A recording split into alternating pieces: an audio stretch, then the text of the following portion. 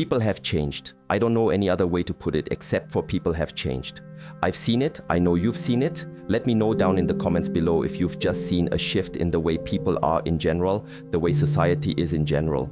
I'm really starting to believe that this timeline that we're on, there's something wrong with it. I mean, I've gotten to where I don't believe anything because everything is so screwed up. Everything is so up in the air and everything is always changing. But over the last 5 years specifically, we have seen changes in society, in the world, that are unprecedented. Unlike anything we've ever seen in such short periods of time too.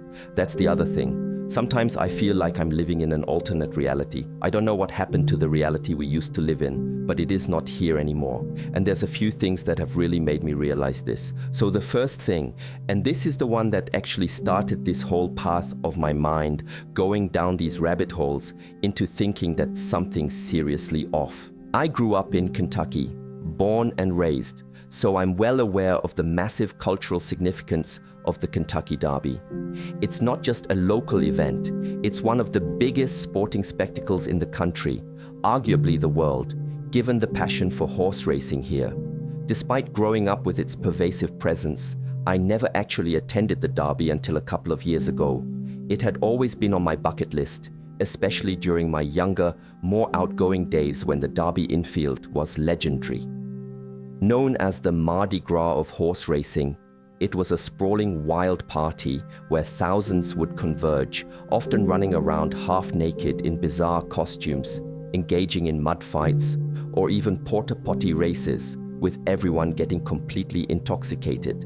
The sheer, uninhibited chaos was something I'd always wanted to witness, even after I stopped drinking. I was curious to experience that unique energy, just to observe the madness unfold. So, in 2022, I finally went, expecting to step into that iconic, riotous scene. What I found, however, was a stark and bewildering disappointment. To say things had changed would be a monumental understatement. The wild party I'd heard about was utterly gone. People were drinking, yes, but it wasn't a raucous celebration. Instead, attendees, many in suits, ties, and elegant derby dresses, mostly stood around, lightly socializing or silently scrolling on their phones.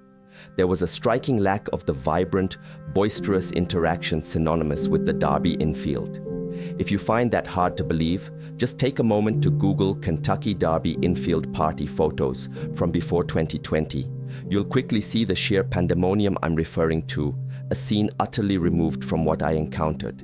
It felt as if I had been plucked from my own reality and placed into an unrecognizable timeline, one where the entire environment, the people, their interactions felt strangely robotic and devoid of natural spontaneity, leaving an unsettling, indescribable impression that something fundamental had shifted. This uncanny shift wasn't an isolated incident. The Kentucky Derby festivals, which lead up to the main event, offer numerous attractions like food trucks, dazzling fireworks displays, and the popular balloon glow with hot air balloons. Back around 2010, I frequently attended the fireworks show, renowned as one of the largest in the nation, drawing over 500,000 people due to the spectacular air show and other festivities. While not as wild as the Derby infield, it was always a lively party environment where people would bring their own alcohol, spread out across the great lawn, and engage in widespread socializing. My friends and I would often stake out a large area, setting up volleyball nets and playing cornhole, creating a vibrant hub for dozens of us to gather and celebrate. After 2010, I didn't go for many years, but I returned in 2022, only to experience another profound sense of displacement. Just like with the Derby, the changes were far beyond anything I could have anticipated. The crowds were dramatically smaller, significantly less than half of what they once were, even on a day with beautiful weather. More strikingly, the convivial atmosphere had vanished. Nobody was interacting, socializing, or engaging in the collective activities that had defined the event for decades. It felt as though I had been cast into yet another entirely different timeline, a reality I simply didn't recognize. This experience, deeply disorienting, left me feeling profoundly uncomfortable. The genuine, vibrant human connection I was accustomed to had been replaced by a strangely robotic and unnatural environment. making me acutely aware that people have truly changed within a mere decade, no longer acting or socializing in the ways they once did. This pervasive sense of alienation and observation of people's altered behavior feels deeply strange, a phenomenon that truly sets me on edge, particularly as someone who identifies as an old soul, often feeling as though I was born a century too late. This new way of interacting, with its detached, robotic feel, simply doesn't resonate with me. It's not just limited to these specific events either. I've increasingly noticed this profound change in various public settings, from social gatherings to grocery stores, supermarkets, and anywhere people convene. I sometimes wonder if it's akin to the Mandela effect. Am I imagining a different past, or have I genuinely been thrown into a new timeline, where the fundamental ways of human interaction have subtly yet dramatically shifted without anyone telling me? Yet, I distinctly recall a time when everything felt drastically different. Observing the public landscape today, especially in former social hotspots like bars and clubs, further validates this perception. I recently read an article detailing the closure of thousands of bars nationwide because people simply aren't frequenting them anymore. This begs the crucial question: why? Are people no longer interested in going out? Have they collectively outgrown these forms of social engagement? Where have all the people gone, and why have they ceased interacting in these environments, or even in general? The implications of this shift are profound, prompting us to consider whether it's a positive or negative development. While some might argue that a reduction in public partying and drinking could be beneficial, I fundamentally view it as a detriment. The diminished face-to-face socialization and interaction translate to a severe loss of shared knowledge and collective experience. Without these vital exchanges, a society, even a nation, risks eventual stagnation and collapse. Shared knowledge, the collective passing on of lessons and stories and mutual experiences, are not merely optional. They are a fundamental cornerstone of our humanity, distinguishing us from the wild and propelling us through all of history to our current point of progress. If we cease to interact, to share our stories, and to socialize, society will inevitably become stagnant, halt its progression, and eventually regress. This process would signify a troubling de-evolution of our species, and I believe we are currently witnessing its onset. So, what exactly is driving this profound shift, altering our timeline, and making people feel so disconnected and robotic? Several interconnected factors seem to be at play. The widely impactful events around 2020 undoubtedly contributed to a significant societal change. Without delving into specifics, it's evident that the period fostered a deep erosion of trust among people and in institutions generally. It also encouraged widespread isolation, normalizing staying home and avoiding public interaction, behaviors to which many may have subsequently adapted.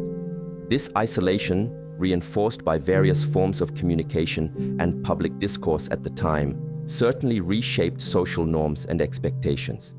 However, this period is not the sole cause. Modern technology, including social media, the internet, and cell phones, plays an equally pivotal role. Instead of seeking genuine human interaction, many now find instant validation, gratification, and dopamine hits from handheld electronic devices and online friends. This accessibility to a constant digital connection means we no longer feel the same imperative to engage with real people for our social needs. This reliance on the digital realm, preventing us from stepping outdoors or into public spaces to talk face-to-face, fosters a dangerous pathway towards becoming robotic and emotionless, mirroring the very devices we cherish. This dehumanizing trend erodes the moral fabric of society, replacing empathy with a sterile detachment, ironically making us more connected, yet simultaneously more divided and lonely than ever before. Many have consequently given up on others, concluding that real-world interaction isn't worth the effort because generosity often goes unappreciated or unreciprocated, and encounters can be rife with rudeness. In this context, the digital space becomes a perceived safe place for instant gratification and appreciation, thus cementing our retreat from direct societal engagement. This growing withdrawal and sense of apathy are further compounded by an overwhelming degree of societal division. where almost every aspect of life, from race, religion, and gender to politics and even food choices, becomes a polarizing force. We no longer just disagree. We allow these differences to profoundly divide us, fostering an environment where many conclude that the effort of connecting with others simply isn't worth it. This division extends even to foundational relationships between men and women, hindering genuine connection, courtship, and marriage. There's an understandable reluctance to approach one another, fueled by a pervasive fear of public shaming or online backlash, a concern that feels amplified by various narratives and societal forces that inadvertently or purposefully create these wedges. And now, artificial intelligence looms, threatening to replace us in many spheres. What's most concerning is our apparent embrace of this deepening entanglement with technology, seemingly instigating our own decline rather than pushing back against it. This trajectory forces us to confront difficult questions. Where does all of this ultimately lead? At what point do we decide enough is enough and actively resist the forces that continue to erode the moral fabric of society and strip away the very essence of our humanity, the shared experiences and interpersonal connections that set us apart from mere instinctual beings? Must we reach a point where we are entirely reliant on technology for all forms of communication, devoid of genuine human warmth?